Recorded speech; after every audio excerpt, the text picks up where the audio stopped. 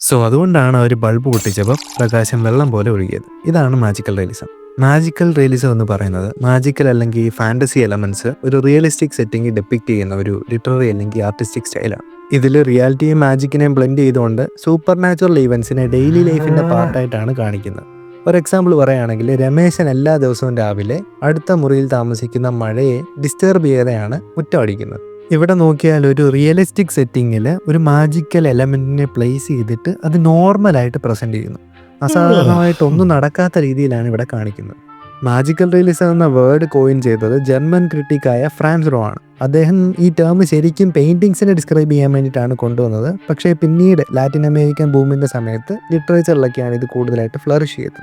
Basically റിയാലിറ്റിയെയും മാജിക്കിനെയും blend ചെയ്യുന്നതിനോടൊപ്പം ഇത് binary തിങ്കിങ്ങിനെയും western റാഷണാലിറ്റിയും ചലഞ്ചും ചെയ്യുന്നുണ്ട്. അതോടൊപ്പം പലപ്പോഴും ഇതൊരു പൊളിറ്റിക്കൽ ക്രിട്ടിക്കായിട്ടും ആക്ട് ചെയ്യാറുണ്ട്. 100 Years of Solitude, Midnight Children, ഖസാക്കിൻ്റെ ഇതിഹാസം, പെഡ്രോ പരാമോ, ആലഫ് ഇവയൊക്കെയാണ് മാജിക്കൽ റിയലിസത്തിൻ്റെ പ്രൈം എക്സാമ്പിൾസ്. നമ്മളൊക്കെ ഒരു പക്ഷേ +2 മലയാളത്തിൽ പഠിച്ചിട്ടുള്ളൊരു കഥയാണ് ഗബ്രിയേൽ ഗാർഷ്യ മാർക്കസിൻ്റെ പ്രകാശം ജലം പോലെയാണെന്ന കഥ. ഇതും മാജിക്കൽ റിയലിസത്തിൻ്റെ ഒരു പ്രൈം എക്സാമ്പിളാണ്. ഇതിലെ സെറ്റിംഗ് റിയലിസ്റ്റിക് ആണ്, എന്നാൽ അവിടെ കുറച്ച് മാജിക്കൽ ഈവൻസ് നടക്കുന്നുണ്ട്. പക്ഷേ ഈ മാജിക്കൽ ഈവൻസിനെ തികച്ച് നോർമലൈസ് ചെയ്താണ് ഇവിടെ കാണിക്കുന്നത്. അതായത് ഒരു വലിയ അത്ഭുതം പോലെ നമുക്ക് ഇതിനകത്തൊന്നും കാണാനായിട്ട് പറ്റില്ല. തികച്ച് നോർമലായിട്ട് മാത്രമേ എല്ലാ കാര്യങ്ങളും പറഞ്ഞിട്ടുള്ളൂ. ഇതുപോലൊരു കഥയാണ് പി പത്മരാജൻ്റെ അവകാശങ്ങളുടെ പ്രശ്നം എന്നത്. പക്ഷേ ഇത് പൂർണ്ണമായിട്ട് മാജിക്കൽ റിയലിസം ആണെന്ന് നമുക്ക് പറയാനായിട്ട് പറ്റില്ല.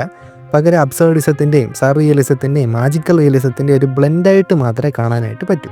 അതായത് മാജിക്കൽ റിയലിസം വെറും ഒരു സ്റ്റൈല് മാത്രമല്ല, നമ്മൾ നിത്യജീവിതത്തിൽ കാണുന്ന കാര്യങ്ങൾ ഫിക്ഷനിൽ കാണുന്നതിനേക്കാളും എത്രയോ സ്ട്രെയിഞ്ച് ആണെന്ന ഒരു ഓർമ്മപ്പെടുത്തൽ കൂടിയാണ്.